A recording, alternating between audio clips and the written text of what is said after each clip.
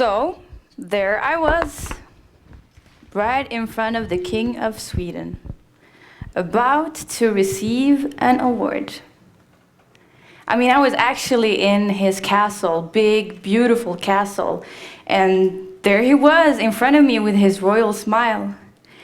And as you can tell, I wasn't at all impressed. So how did I get here? Well, if someone would have told me many, many years ago that one day I'd be in front of the King of Sweden receiving an award, I would have said, no offense, but you need to see a shrink because you've got some serious issues.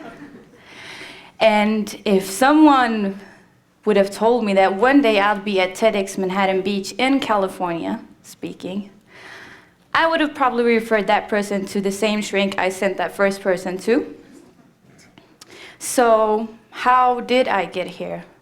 Well, I came all the way from Iraq. I am from a town or city north of Iraq called Mosul. And my last memory of Mosul was actually when I was 5. And we were sitting around the table having dinner, me, my dad, and my mom. And all of a sudden, the house starts to shake wildly. Shake as if it was a leaf, very, very tiny, tiny leaf on a stormy autumn day. And my parents pick me up and they rush out, but they drop me on the way out. And I lay there and look around my house, and I see all my furniture shaking, and it's like my house is screaming, and I can't take it. And I hear, Hayfajirun, they're bombing. I was to become a refugee. I was 5, and in a way, I still am a refugee today. Like many, many other refugees, we left our country with nothing but the clothes on our back. And we arrived in Sweden with nothing but the clothes on our back. And I remember that feeling. I was very young, but I do remember that feeling, arriving in Sweden, feeling like I was nothing. I was no one. I was just a number, just another statistic in a system. And little did I know that for many years ahead, I would actually battle that feeling of I am no one, I am nothing. Have you ever asked yourself, or have you ever told yourself, I am no one, I'm nothing? Growing up in Sweden, I never really knew who I was. I didn't have an identity. I was sort of stuck in between. And in Swedish standards, I was very odd. I was very different. I had really funny, big, weird hair.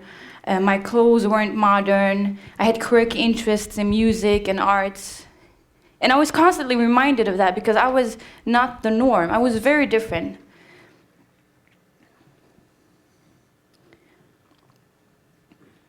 And some people used to remind me of how different I was, but I think I reminded myself mainly of how different I was. Because somehow I felt that if I was to fit in, then I had to change everything I was and deny my heritage and deny my culture because it was so different from the place I lived in. And all my friends were called Svensson and Johansson, and there I came, Talal Abdurrahman. It's not easy to be so different. And yet I didn't change, but I built up this mentality of I can't do this, I can't do that, I'm not this, I'm not that. And whether you say you can or whether you say you cannot, you're right. So I did find a way out of the life I really disliked. And back in the good old days, there was this boy band called Backstreet Boys. And I mean, they were huge. We're talking Bieber fever times 5, okay? And this Backstreet boy called Brian Thomas Littrell. I used to dream for 6 long years that he would just magically appear in Gothenburg, Sweden, and sweep me off my feet and marry me, and I wouldn't have to deal with all the bullying, with being weird. And well, Brian did get married, just not to moi. But I probably paid for half of his wedding because I spent so much money on Backstreet Boys. Funny thing is, I actually went from being super bullied to really popular overnight. And I never really reflected on why. How could it be that one day I was bullied and then the next day I was popular?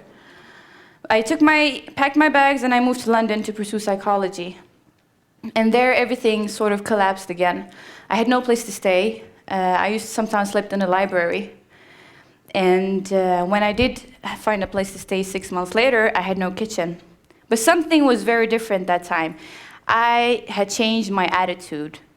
I felt like I can manage, I can make it. No matter what happens, I'm independent, I'm free. So I went from waiting for someone else to change my life to being the captain of my own ship, and it was not easy. I'm not trying to glorify it, it was not easy.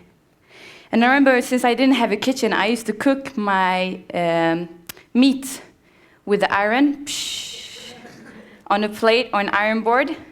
And I had this really exotic, flamboyant neighbor in the room next door. And he used to love to sing Mariah Carey songs early in the morning. And he used to love to try and hit those high notes. Ah! And no one can hit those high notes besides Mariah. And of course he couldn't. So 7 in the morning, that was my wake-up tune. But somehow when he left, for some reason, I really missed him. I missed his out-of-tune singing. And I realized that I had made the decision that cooking my meat with an iron and listening to my flamboyant neighbor was perfect. It was just what I needed at that time. So I went from, I can't, I don't want to asking myself the right questions. What is it that I can do? What is it that I can do in every situation? So when I moved back to Sweden, I sat myself down and I asked some really tough but very important questions. I asked myself, who am I? Am I that Backstreet Boys fan who wanted someone to marry her so she could escape her life? Am I the girl that went from being from very bullied to very popular overnight? Am I Iraqi? Am I Swedish? What is it that I want to become? Who do I want to be? And I realized that asking questions is one of the most fundamental tools you can give yourself to understanding and to reaching further. And I realized also that I had started asking questions because I had changed my attitude. Because when I say, no, I can't, I don't ask why. But when I say, yes, I can, I ask myself, okay, I can, and what is it that I can do? So whether I say I can or whether I say I cannot, I am right. Of course, I didn't have answers to those questions. I was just asking them. So I started to play, experiment. I went looking for people who were asking the same questions. I joined organizations, I joined theaters, I joined groups, I joined bands, and really, really explored and played with my questions. At that time, I was very interested in happiness, so I read a lot about happiness studies. What is it that makes people happy?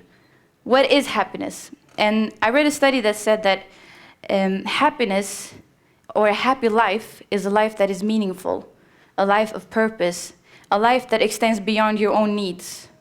So I went to look for those people who had purpose in their life and who were asking the right questions, people who woke up every day with a goal that extended beyond their personal needs. I did find a group or an organization called Swedish Muslims for Peace and Justice. And Swedish Muslims for Peace and Justice they were really new. And within a year, with us asking each other the right questions, and with being positive people, surrounding ourselves with positive people, having a positive attitude of I can, we actually changed the whole political and social climate in Sweden. We traveled around the world. We led Sweden's fastest growing peace movement, and most importantly, we had a lot of fun.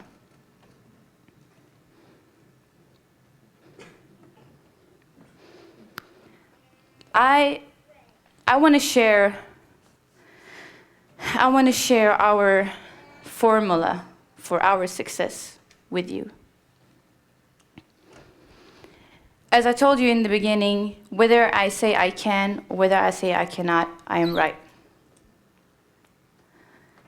So it's really all about attitude and asking yourself the really, really tough questions.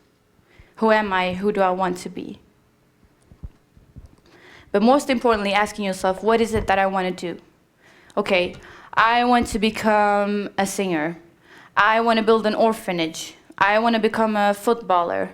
I want to bike through the whole world. Great. You know what you want to do. But do you know why you want to do it? What are the reasons behind your dreams and wishes? I want to become a singer because I want to get rich. Or I want to become a singer because I really enjoy arts. I really like expressing myself. It makes me happy. So be really honest. Because I constantly ask myself these questions with everything I do.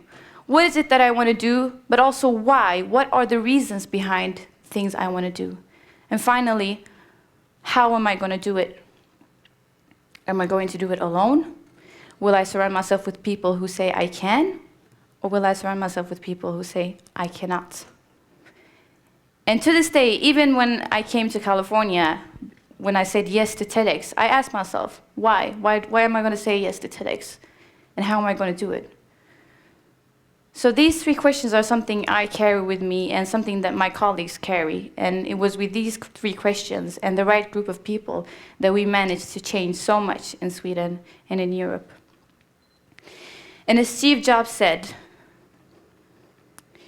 your time is limited. So don't waste it living someone else's life. Don't waste it living someone else's expectations. And don't let other people's voices drown out your inner voice. And have the courage to follow your heart and intuition, because somehow they're always right. And everything else is secondary. And that, my friend, is the start of a very bright future. Thank you.